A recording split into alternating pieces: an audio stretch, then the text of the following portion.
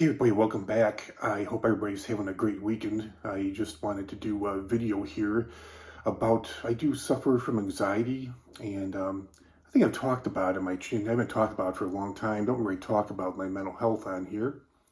I don't really like to talk about that much, but I just thought it'd be kind of interesting that I think we all have fears, phobias, and maybe, I think everybody has a little bit of anxiety. Maybe not severe, but I think everybody has, like, it's good to have some level of it. So I thought it'd be interesting. I haven't talked about it for a few years, and I've never talked about what I'm gonna go over now. So I'm gonna start with thought it'd be interesting for you to know more about me, about my biggest fears and phobias, and everybody has them. So I'll just dive right in. So my biggest fear of all is snakes. And wouldn't you know, I moved to Arizona. It's like the capital of the United States for snakes, but they're mostly in the dead. I live in a residential area. Some people live, even though they live in residential areas, they back up to mountains, and they say that they do see a lot of that stuff, like snakes and scorpions, coyotes, bobcats, things like that. But they don't back up to mountains. So I've been out here for 6 years, and my father-in-law, again, being out in the desert hiking, I think he did see a snake, or western diamondback, which is probably the most common rattlesnake in Arizona. And so he did see one. I've hiked at times in here in Utah, and I've never in Vegas, and I've never seen a snake. I've been out here for 6 years and only seen a couple scorpions. I think when I was first out here, I was in a rental home, and I did see a scorpion, but it was because the rental home, it had been vacant for like 6 months, and it probably had been exterminated for that amount of times. That's probably the only reason I got a scorpion in the house. And luckily, the smaller ones are actually more venomous than the bigger ones. They inject more venom, but luckily I think it was a bark scorpion. So I was able to, it was pretty small, I was able to kill it with my sandal. So we're getting a little off track here. So yeah, snakes, it just creeps me out. The way they stick their tongues out, the way they move, the way they don't have the way they just kind of um, coil up when they're resting, and the way, like rattlesnakes, when they get ready to attack or they feel threatened, they kind of like raise their head up and, snap out like that. Ooh, yeah, rattlesnakes and also, we don't have them in the United States, but boa constrictors also kind of, that would just, seeing the way they constrict kind of creeps me out. I can't even handle, I've even seen men do it, but women do it sometimes. I've seen women wear like snake pants, snakeskin pants and snakeskin tops. Ooh, and it's usually the pattern of a western diamondback and a rattlesnake. That just totally creeps me out. I could never go over at anybody's house that had a snake. I would just be freaked out. I wouldn't be able to sleep if I were to sleep there. I'd be afraid that the snake would get loose and do God knows what to me in my sleep. I probably wouldn't be able to sleep. It was funny, I had a friend years ago that was dating this girl, and they weren't sleeping together yet, but he said he was, I guess, spending nights over. They weren't sleeping together, but he was spending nights over at her house, and they were sleeping in the same bed. And I forget what kind of snake it was, but she did have a snake in the bedroom, and it was in the cage, but still that would creep me out. I said, well, you kind of creep out by that? I guess he didn't have a phobia or fear of snakes. And he says, oh, it didn't creep me out. He called her a nature girl because she was like so into nature. And he said, oh no, it didn't creep me out.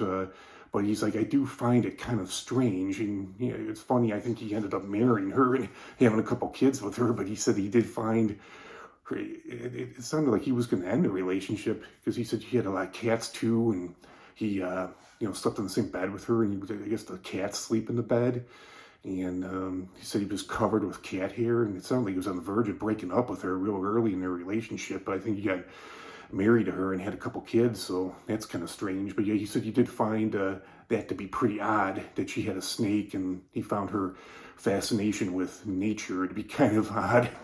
So Yeah, that's all for snakes, and then heights is another one of mine. As long as I'm in a closed area like a building or an airplane or an elevator, I'm totally fine. I just don't like being out in the open. I don't like that fear of falling. Like I can't handle roller coasters, even like small roller coasters creep me out. Ferris wheels now are a different story. Now, Ferris wheels, you're kind of out in the open, you're up high, and you do kind of experience a little bit of that feeling in your stomach of fun, but it's a slower speed. A roller coaster is like a real fast speed, whereas a Ferris wheel is a slower speed. So I can handle. Yeah, it's kind of funny in certain situations where I can handle heights, and other times I can't. Not now, but obviously as an adult. But when I was a kid, I'm not sure going upstairs, but I think going downstairs, seeing how maybe it was upstairs too, but I know my parents, I don't really remember it, but they said I used to crawl, I guess, at least like down the stairs. I think that was related to having a fear of heights or a fear of falling.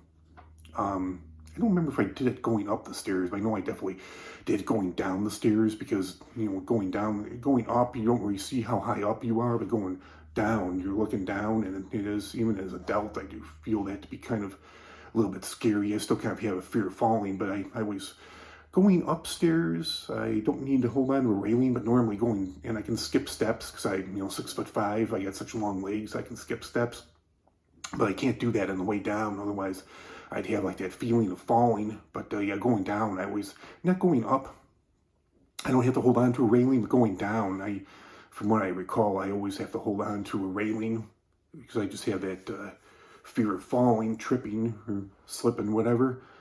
Um, the third one is, I think we all have this fear. I think if anybody says they don't, they're probably lying, but dying.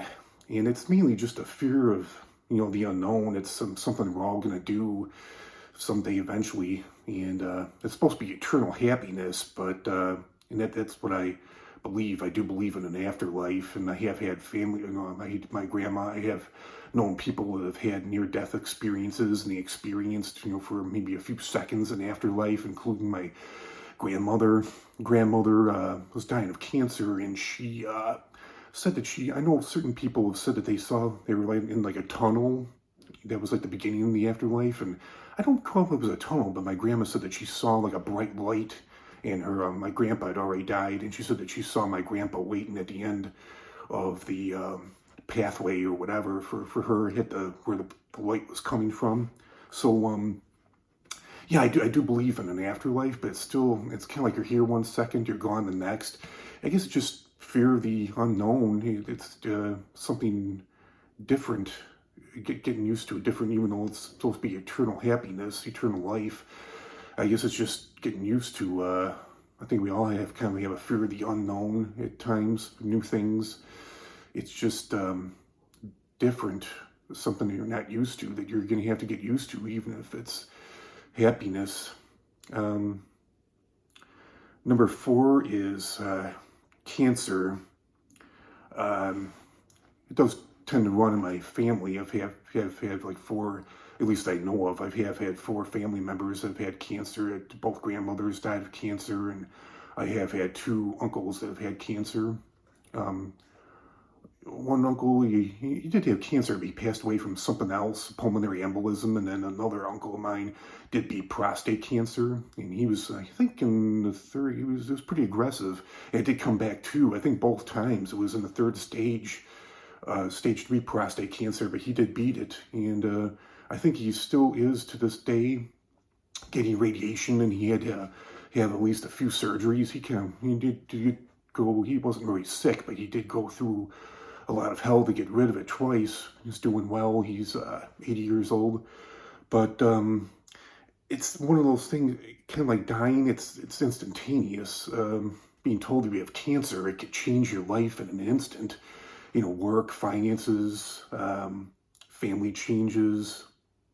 Just it probably brings out a fear. I imagine immediately. Usually people, the first question they have is, are they going to die? Are they going to make it or not?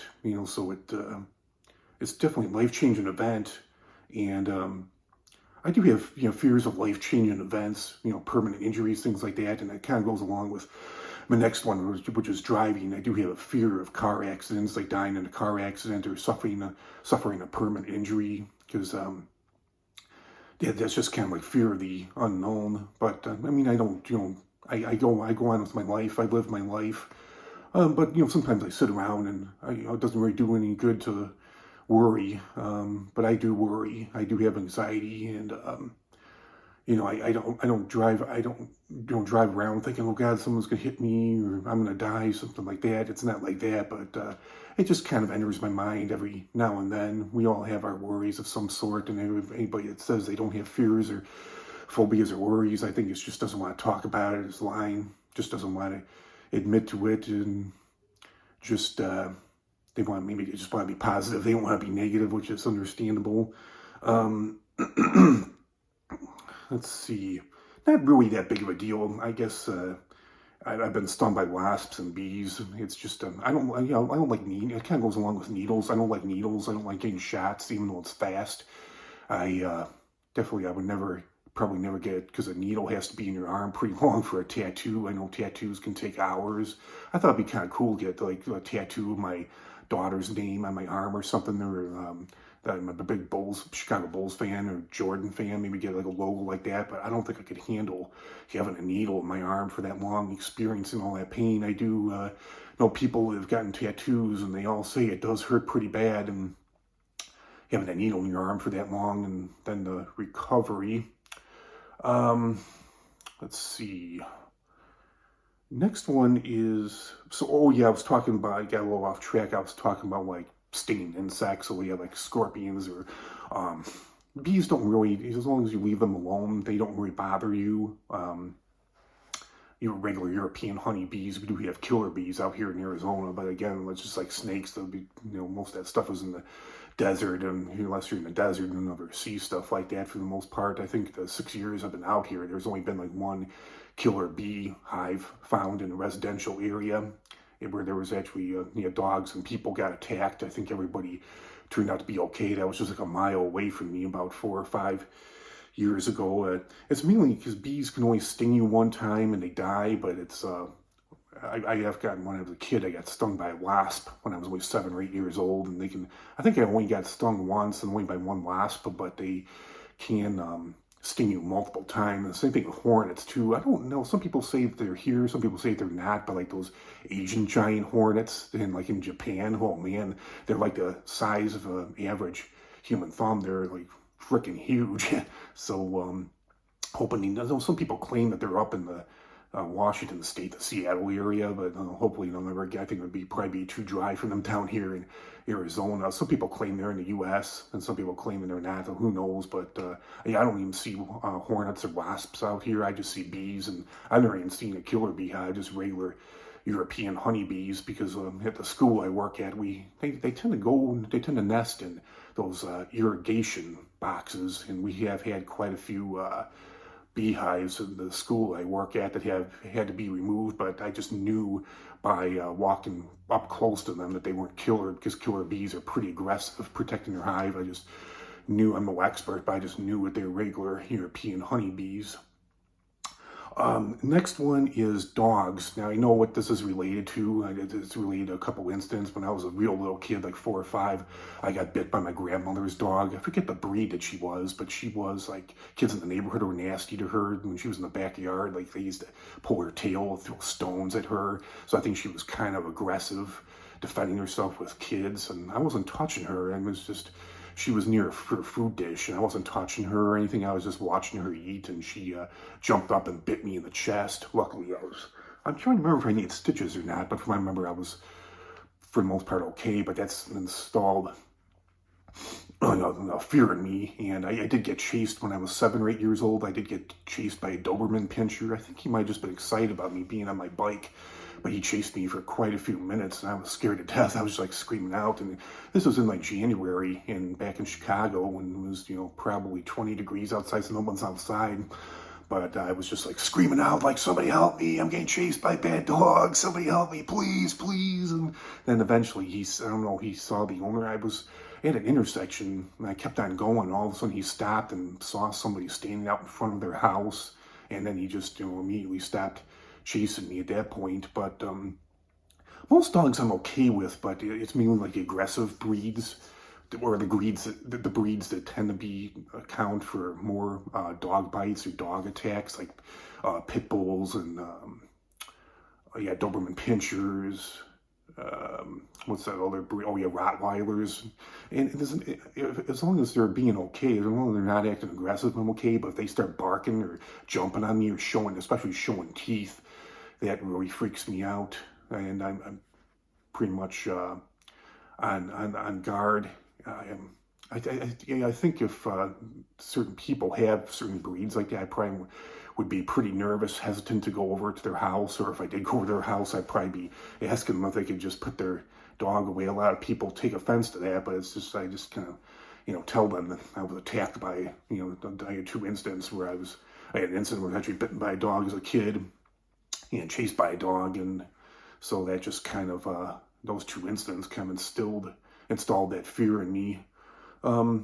So yeah, that's all my phobias. And then just for my anxieties, my small triggers, nothing major, but traffic. I don't like being in heavy traffic. That kind of throws me over the edge, gets me anxious. I like to drive when there's, a good distance in front of me, when I don't have to be, I can take in it's more positive. I can take in the scenery, take in the nature instead of looking at somebody's brake lights. I don't like driving in heavy traffic, especially in any kind of city. That just puts me over the edge.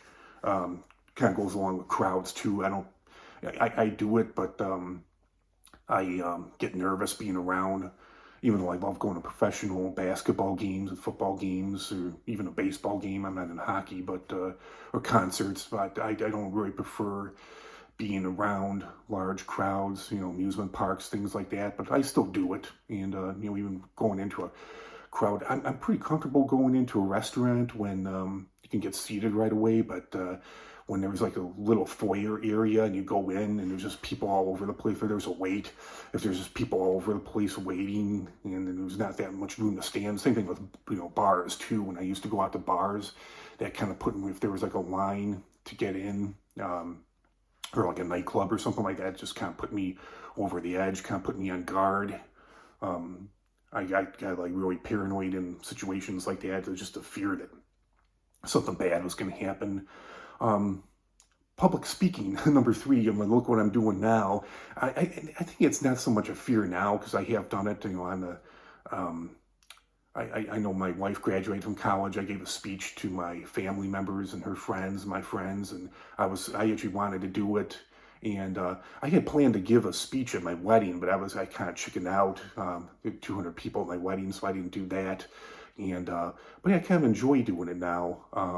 I'm much better at it. I feel like I do pretty well with you guys. And it was mainly back in high school and junior high and even elementary school because I got made fun of, I got teased.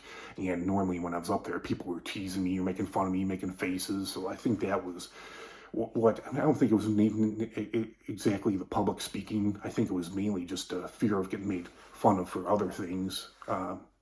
People just went out of their way to it wasn't just in that situation. People went out of their way in numerous situations to make fun of me or tease me, things like that. But yeah, I feel like I've gotten over that now. But I was so nervous. I'd be up there, like my legs, my hands would be I'd be holding my paper, I'd be shaking like this, giving speeches in high school, and I got over it. Yeah, I think I got over it. I was still kind of nervous in college, but when things changed for me big when I was in college, I made friends a lot more easily and didn't get made fun of anymore, didn't get teased. Yeah, in college, I think I got over it, and especially with cooking, I enjoyed getting up there and showing off my cooking skills and talking about food, so that kind of helped me to get over it.